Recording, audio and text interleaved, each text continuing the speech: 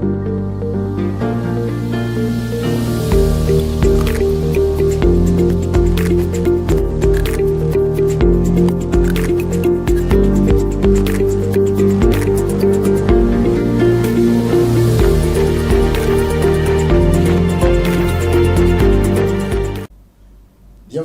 à tous pour assurer la sécurité des usagers des voies publiques et rendre attrayant l'espace urbain. Le gouvernement togolais a proposé le désengorgement des voies publiques. Une décision qui crée des frustrations au sein de la population. Des cris de lamentation sont entendus sur des réseaux sociaux. Pour comprendre le fond de cette décision, nous avons invité pour vous aujourd'hui deux personnalités. À ma gauche, j'ai le pasteur Edo Komi. Il est le premier maire adjoint de la commune de Golfe 2. Il est aussi le président du mouvement Martin Luther King. À ma droite, j'ai mon confrère Teko Kenvi Magloire, le rédacteur en chef de l'hebdomadaire Flambeau des démocrates. Bonsoir, chers confrères, et merci d'avoir accepté notre invitation. Et bonsoir à toi, chers confrères, également Richard et Ricardo Agouzou.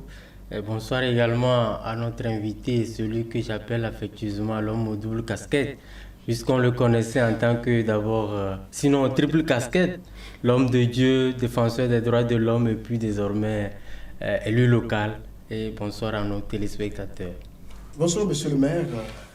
Alors bonsoir Ricardo, bonsoir Magloire, bonsoir à tous et à tous. C'est un plaisir d'être sur ce plateau pour la première fois. Le local est très attrayant et merci aux initiateurs. Merci pour les appréciations. Et comme le disait mon confrère, avant d'aller dans les détails sur le fond du sujet, je suis tenté de vous demander comment vous gérez toutes ces casquettes. Vous êtes pasteur, au même moment défenseur des droits de l'homme. Aujourd'hui, vous êtes le premier adjoint au maire. Comment vous gérez tout ceci? Alors, dans toute chose, il faut une planification. Donc, avec la planification, tout se passe bien. C'est vrai que je suis tiraillé de gauche à droite.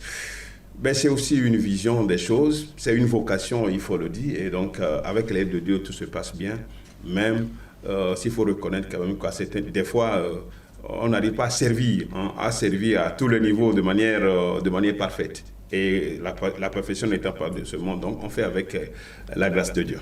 Alors vous êtes reconnu comme la voix des sans-voix, le défenseur des plus faibles sur la question du désengorgement des voies publiques. Revenons-en sur notre sujet. On a l'impression comme les populations ne vous comprennent plus. D'entrée, il faut dire que je suis aussi affligé, au même titre que les populations. Mais fondamentalement, il faut reconnaître quand même que la capitale Lomé, pour dire le Grand Lomé, est totalement encombrée. Les voies publiques sont encombrées et cela a des conséquences sur la circulation.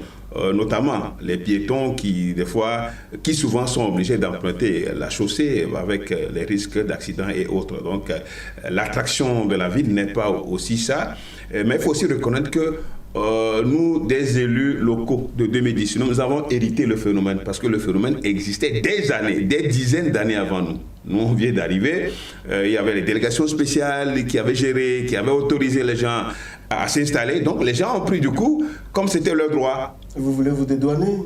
Non, je ne me dédouane pas. Non, c'est la logique des choses. Il faut remonter à tout fait. Il y a l'histoire. Donc je remonte à l'histoire, à l'historique des choses. Mais au même moment, il faut reconnaître que c'est notre devoir en tant que des élus de pouvoir donner une image à notre commune, une image à la ville de Lomé. Et cela doit passer naturellement par le désencombrement. Mais la stratégie, les méthodes ne conviennent pas. C'est pourquoi je disais tout à l'heure que je suis aussi affligé comme les populations parce que en 2-3 mois, on ne peut pas faire ce qui s'est enraciné. Ça a pris du temps. Comme je le disais, plus de 30 ans déjà, les gens se sont installés. Alors leur demander de partir 2-3 mois, 3 mois, ce n'est pas aussi facile. Et dans certains endroits, il y a la confusion. On ne se comprend pas.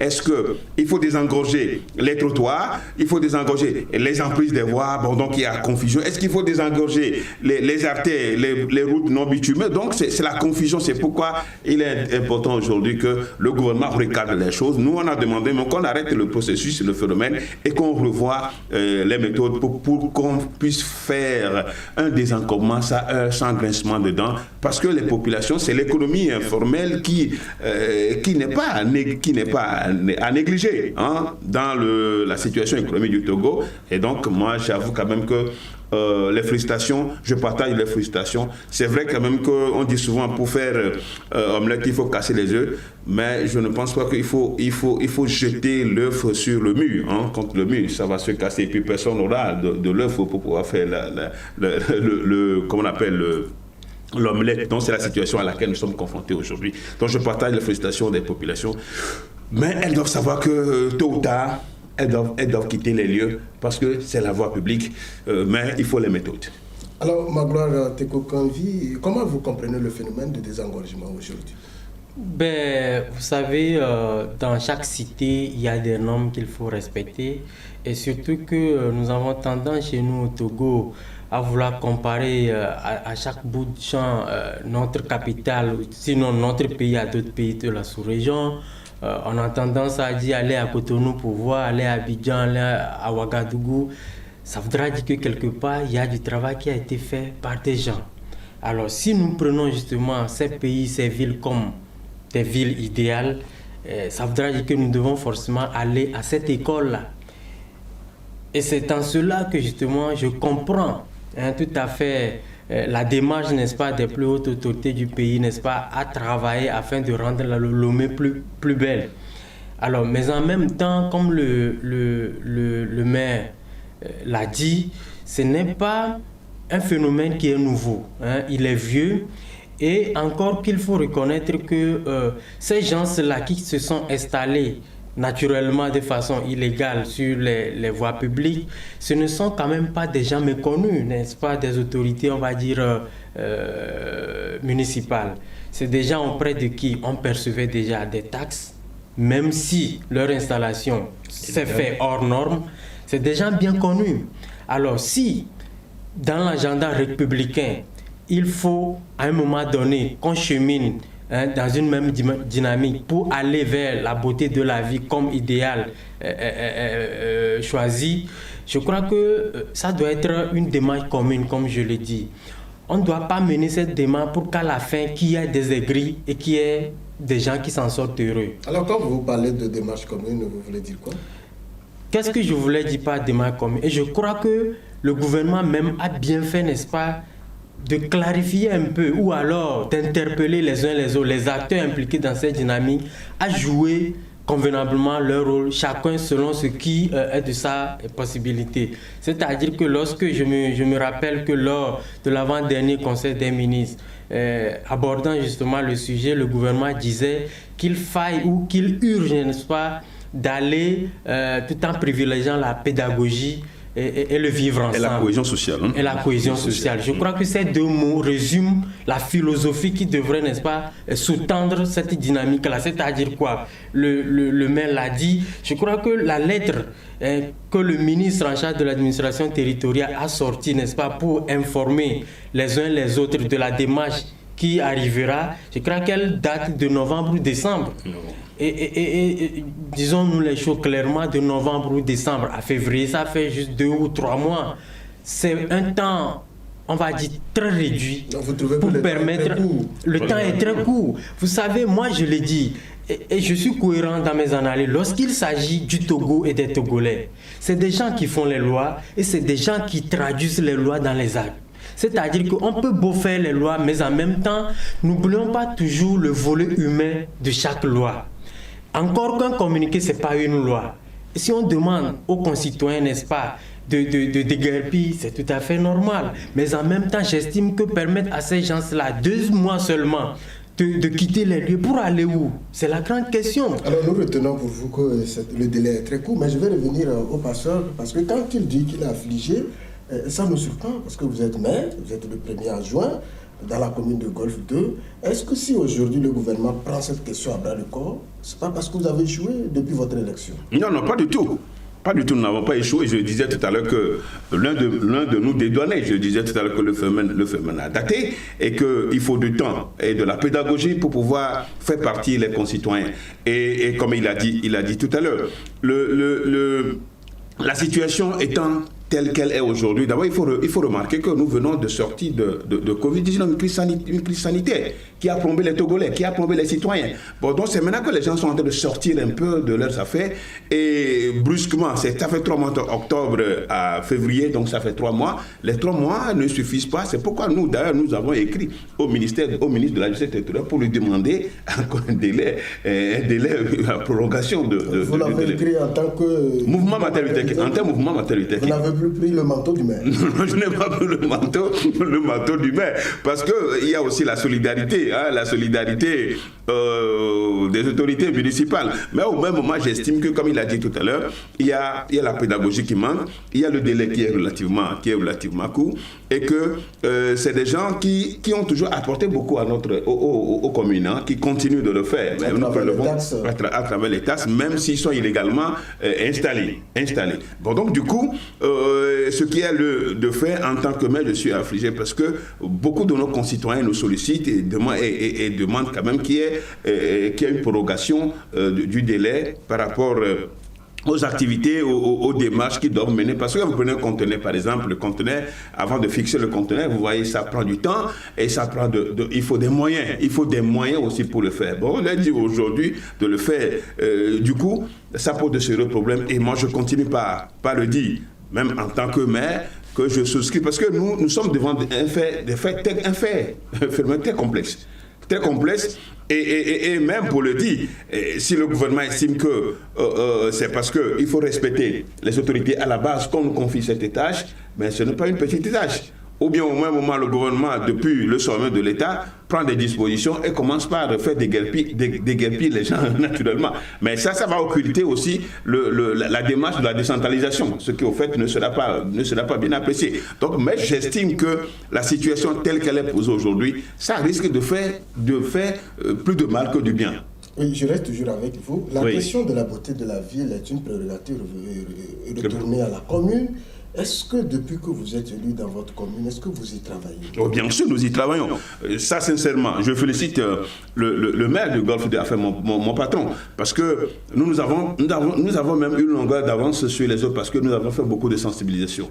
On a pris toute l'année 2022 pour faire rien que la sensibilisation. On a fait 3 fois la sensibilisation dans notre commune. Est-ce que les gens comprennent? Oui, non, difficilement les gens comprennent. Les gens n'arrivent pas à comprendre, mais le maire, enfin mon patron a fait de la pédagogie, je crois que son bâton de pèlerinage, et c'est ce que on ne cesse de dire aux gens, parce que vous occupez les trottoirs, vous serez obligés de quitter. Et avant que dans le mois d'octobre, la décision du gouvernement ne tombe. Donc, je crois quand même que les populations de Golfe 2 sont suffisamment averties par ce phénomène de déguerpissement. Et aujourd'hui, ça ne doit pas être quelque chose d'étrange pour eux. Sauf que la nature humaine étant tellement très complexe, bon, donc voilà, aujourd'hui, ils se sont rendus compte que, qu'ils veulent ou pas, ils vont partir. Mais je continue par marteler que la situation aujourd'hui, elle est alarmante. Et je continue pas à le dire que je suis affligé. Parce qu'il faut la pédagogie. La pédagogie, on ne voit pas la pédagogie aujourd'hui. Si vous avez fait la pédagogie avant la décision du gouvernement et que jusqu'à ce jour, vous comprenez que la population difficilement accepte de quitter les lieux et les trottoirs, est-ce que vous ne voyez pas que même le délai de 6 mois que vous demandez est un argument? Non, aujourd'hui, les populations savent très bien que ce qu'on leur disait, c'est une réalité. Et elles sont obligées, enfin ces populations sont obligées de rentrer dans les rangs. Vous pensez qu'elles sont prêtes aujourd'hui? L'adhésion, non, il faut reconnaître qu'il y a de l'adhésion. Il parlait de la démarche commune tout à l'heure. La démarche commune, c'est l'adhésion. L'adhésion des populations à ce projet, à cette opération.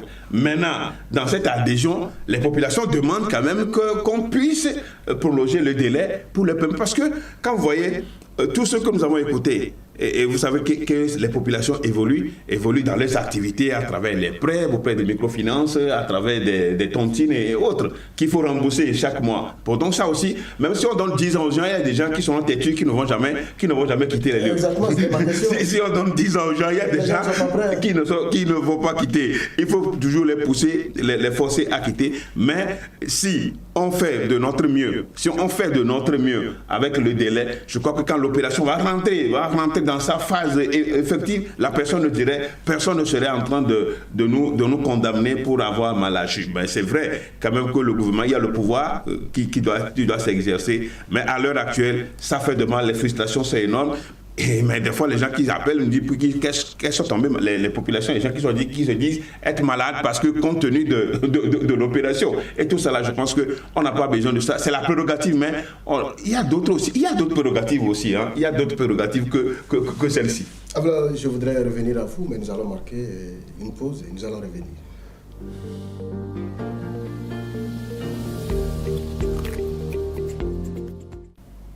Deuxième partie de notre émission Point de vérité. Chers téléspectateurs, je suis toujours avec mes deux invités. Il s'agit du pasteur Edo Komi. Il est le premier adjoint au maire de la commune de Golfe 2. Il est aussi le président du mouvement Martin Luther King. Je suis aussi avec Magloire Teko Kenvi. Il est le rédacteur en chef de l'hebdomadaire Flambeau, Les Démocrates. Alors, chers confrères, je reste maintenant avec vous sur la question des encombrements. Comme le disait le pasteur, aujourd'hui, le problème, c'est vrai, on le comprend. On voit la situation du gouvernement, on comprend. Vous avez déjà dit que c'est la pédagogie qui manque. Mais la question que je pose, est-ce que si on donne un délai aux populations, il n'y aura pas de récalcitrants tels que vous êtes en train d'argumenter? Non, mais qu'il y ait des récalcitrants, même si on donnait peut-être un délai raisonnable, c'est tout à fait normal. Vous savez, nous sommes dans une société où il y a tout. Il faut s'attendre à tout. Mais en même temps, l'idéal, n'est-ce pas, serait de donner un délai assez raisonnable, comme on le dit. 6 mois, pourquoi pas, ça ne gêne personne. Parce que moi, je rejoins tout observateur avisé qui dit qu'il n'y a véritablement pas urgence derrière. Il n'y a rien qui pousse les Togolais à déguerpir forcément dans les délais de 3 mois. Non, et si le projet est tel qu'il faut... Quel projet? Les accidents, Quel projet? Oui, les accidents, nous sommes tous d'accord. En tant que journalistes, il n'y a pas de jour, il n'y a pas de semaine qu'on n'invite pas les populations, n'est-ce pas, à éviter surtout d'étaler leurs marchandises sur les trottoirs. C'est des actes inciviques. Mais vous savez, l'incivisme aussi, au même moment nous le combattons, mais au même moment nous reconnaissons que c'est un phénomène qui a des racines assez tentaculaires et qui... On ne peut pas l'éradiquer seulement à l'espace de 2 mois ou de 3 mois. C'est un travail de longue haleine. Et c'est justement ce pourquoi je parlais tantôt de la dimension humaine de nos dispositions qu'on prend, de nos lois. Parce que tant que nous sommes dans une société, n'oublions pas, le maire l'a dit tout à l'heure, ça fait quand même 3 ans que les populations togolaises, y compris toutes les populations du monde entier, ont vécu une situation assez pénible due à la Covid. Mais à part l'événement qui est la Covid, vous savez que c'est un événement cyclique aussi que pratiquement chaque année, quand on fête les fêtes de fin d'année, le mois de janvier, c'est extrêmement difficile pour les familles, les ménages de s'en sortir. Et à peine on sortait du mois de janvier pour tomber dans le mois de février où les gens sont supposés commencer par soupirer un peu, qu'on tombe encore dans ces moments de déguerpissement. C'est pourquoi je dis oui, déguerpissement, c'est un processus irréversible. On ira là-bas forcément. Mais en même temps, comprenons que nous sommes entre Togolais et qu'il faut faire les choses dans les normes, c'est-à-dire s'écouter mutuellement, se parler mutuellement et définir, je veux dire, des chantiers communs. Je parle de la dimension, ou du moins de la démarche commune. C'est à plusieurs niveaux. Et l'autre aspect que je voulais soulever, c'est que, mais aujourd'hui, à supposer que les délais de 3 mois que le gouvernement ou les plus hautes autorités ont fixé, à supposer que ce délai est infranchissable, ok. Mais juste après, ceux qu'on chasse sur les voies publiques, de tout à fait normal, ils vont aller où? C'est quand même des gens... Regagner les marchés. Regagner les marchés, oui, d'accord, mais est-ce qu'au niveau des marchés, il y a suffisamment de place pour pouvoir accueillir ce beau monde? Dis-moi. Monsieur le maire va nous répondre à cette question. Aujourd'hui, la première question que je vais vous posée avant de revenir à son inquiétude. Est-ce que le gouvernement vous a associé à cette prise de décision en tant qu'élu locaux? Non, je crois quand même que ce qu'il y a eu, c'est qu'il y a eu une rencontre entre les ministres concernés et les maires titulaires, et les maires de la ville de Lomé, ou bien les maires du Grand Lomé. Donc c'est suite à ça que l'information est tombée par rapport à l'opération de désencombrement. Donc voilà ce qui a été fait à ma connaissance. Donc au même moment, comme vous l'aviez dit tout à l'heure, la question que vous posiez tout à l'heure à votre confrère, il est question de reconnaître que beaucoup de ceux qui sont installés hors du marché, c'est que elles n'ont pas, la plupart de ces femmes, n'ont pas trouvé de place dans les marchés. Alors, à la rencontre avec le ministre, est-ce que vous avez trouvé une solution à ces personnes avant de prendre la décision? Non, naturellement, c'est là, la problématique, c'est là où il y a le problème. Ceux qui quittent iront où? Non, vraiment, justement, c'est la question. Parce que nous, dès que le problème est posé, nous avons identifié des endroits dans ma commune, par exemple, où on doit donner le choix aux concitoyennes de pouvoir trouver là où, de pouvoir choisir là où elles veulent aller. La plupart c'est des femmes, donc là où elles veulent aller. Mais ces endroits, il faut les ménager. Il faut les aménager pour que ça soit, quand on rentre là, on sait qu'on est dans un endroit où on est là pour faire des activités commerciales. Donc ce n'est pas aussi, il faut reconnaître que ce n'est pas le cas. Donc ce qui aurait été fait en amont, c'est que les endroits soient vraiment aménagés avant de procéder à l'opération. Et la personne va crier. Mais aujourd'hui, quand vous prenez les marchés, par exemple, vous prenez le marché d'Atiego, par exemple. Le marché d'Atiego, c'est un marché qui est toujours en construction. Bon, donc là, on l'a identifié pour habiter certaines des personnes qui seront chassés de leur lieu initial. Mais au même moment, est-ce que tout est fait prêt aussi là? Donc c'est la question. Et ça, je pense bien quand même que moi, je n'ai pas été aux discussions parce que c'est les maires titulaires qui sont allés. Ces sujets devaient être abordés avec le gouvernement. À vous écouter, on comprend alors que la décision vous a été imposée en tant qu'élu. Ce n'était pas une proposition ensemble. Non, c'était pas une proposition. Je crois que le retour, les maires devaient faire d'autres contre-propositions pour qu'on puisse harmoniser et peut-être se mettre d'accord que l'unanimité soit faite autour du sujet. Bon, donc la question aujourd'hui, c'est le gouvernement qui a imposé, on dirait, comme vous le dites, mais au même moment, au retour, les maires devaient donner leur avis par rapport au sujet. Bon, ce que je crains des fois, c'est comme si on n'arrive pas à retourner au gouvernement, à dire au gouvernement que c'est vrai que la population a adhéré à l'opération, mais le problème, c'est le délai. Le délai qui est relativement court et il faut le rallonger et au même moment donner du temps aux maires pour que nous puissions aménager des endroits pour pouvoir les réinstaller. C'est là où il y a le problème.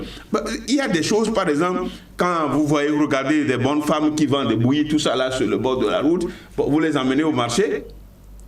Donc si nous n'avons pas la culture de restaurant, il n'y a pas de restaurant. Nos restaurants, c'est les restaurants qui sont au bord de la route, toi et moi, nous tous, c'est au bord de la route que nous mangeons souvent, ça c'est nos restaurants. Alors ces gens-là aussi, on va les déguerpir, on va les chasser, bon, on va trouver où aussi. Donc il y a tout cet aspect, il faut, même quand vous allez dans les pays développés, il y a des endroits, des fois vous voyez pas des vendeurs de rue, des vendeurs des fruits, des fruits qui sont pas totalement sur les trottoirs, mais qui sont à des endroits qui ne sont pas distincts des trottoirs. Ça se voit aussi dans les grands pays. Ça se voit aussi. Moi-même, j'en ai vu. Donc, c'est dire quand même que le gouvernement a décidé, mais nous qui avons la charge d'exécuter, puis il nous revient d'exécuter cela. Et on nous met devant quand même un fait qui est complexe. Et c'est pourquoi je disais, si le gouvernement de lui-même peut sortir ses moyens pour pouvoir le faire, on sait que c'est le gouvernement qui est responsable. Maintenant, nous sommes responsables, maintenant, puis c'est les maires qui sont responsables. Et on ne crie que les maires. Et c'est là aussi il y a la complexité dessus. Donc, nous n'avons pas d'endroit, il faut reconnaître qu'on n'a pas d'endroit approprié pour pouvoir réinstaller les concitoyens. Donc, on leur dit juste, c'est comme si on leur dit de se débrouiller.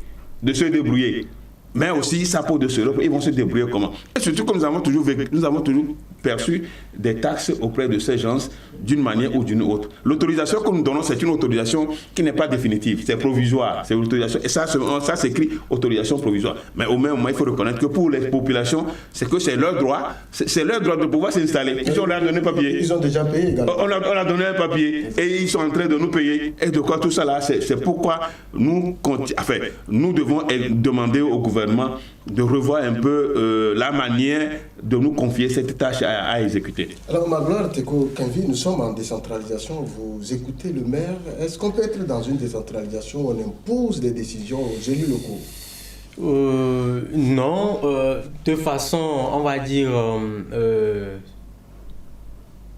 comment ça se dit, je ne crois pas. C'est-à-dire que dans un processus de décentralisation, c'est les maires qui ont été élus. Les compétences, oui. Voilà.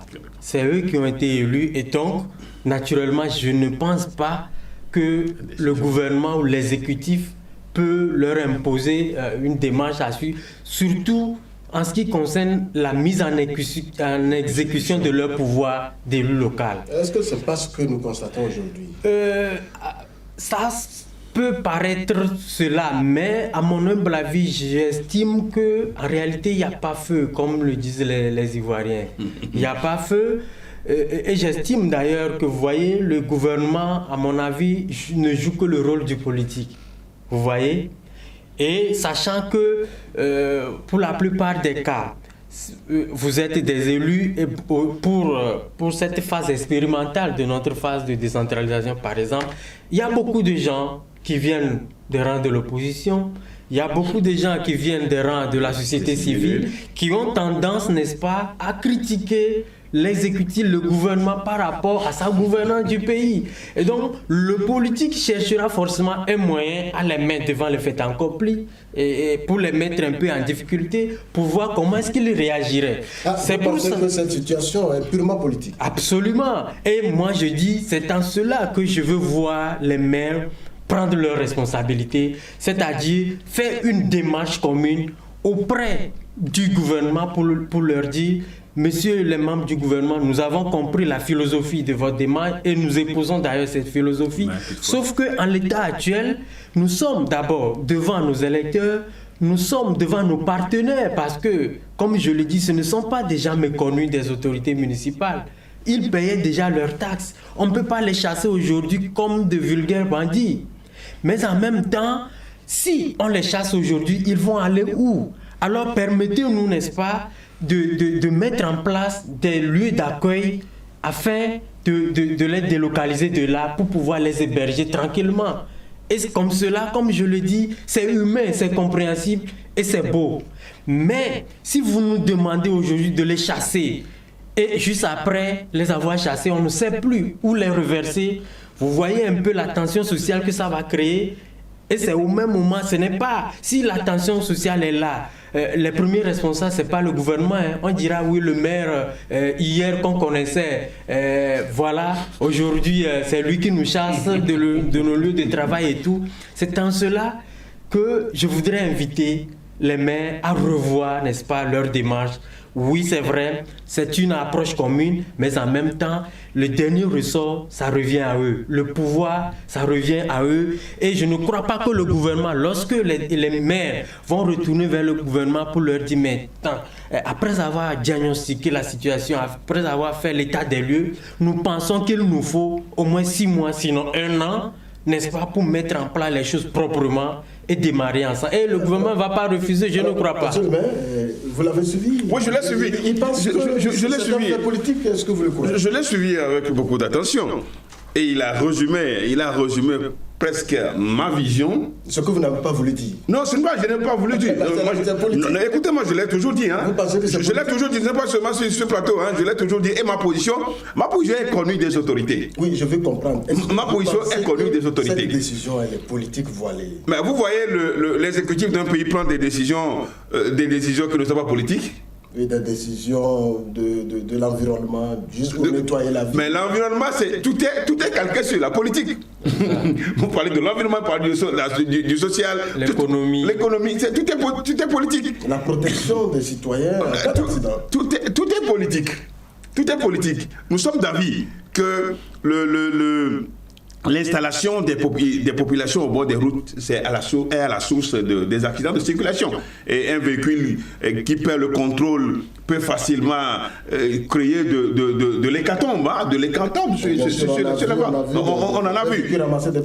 Bien sûr, nous sommes conscients. Mais au même moment, c'est des décisions politiques. Et je crois qu'au niveau de Grand Lomé, nous avons 13 communes. Si la démarche était commune avec les maires qui se sont retrouvés et suite à la rencontre avec le gouvernement, l'exécutif, qui sont retournés voir le même exécutif pour dire écoutez, nous sommes allés sur le terrain, nous risquons d'avoir des tensions si nous ne savons pas comment nous en prendre. Donc nous vous prions de nous donner tel délai pour que nous puissions nous organiser, aménager des lieux pour pouvoir réinstaller ces concitoyens. Je crois que ça aurait été la démarche. Mais ici, il y a la discipline. Vous voyez que la ville le Grand Lomé n'est pas constituée que des maires de toutes tendances politiques confondues.